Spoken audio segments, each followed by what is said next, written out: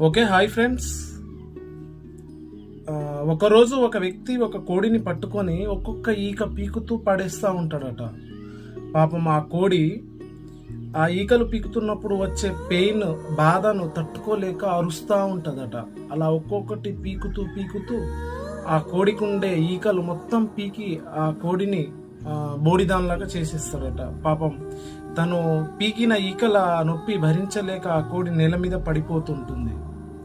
So కొంత సమయం తర్వాత మళ్ళీ కొంత ధాన్యం తీసుకొచ్చి పడేయగానే ఇంతసేపు ఈ వ్యక్తి పెట్టిన బాధలు మరిచి ఆ ధాన్యాన్ని తింటూ అరుస్తూ హ్యాపీగా ఫీల్ అవుతుందట.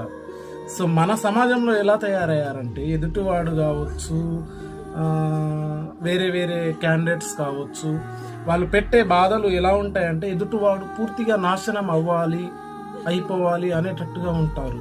సో వాళ్ళు పెట్టే ప్రతి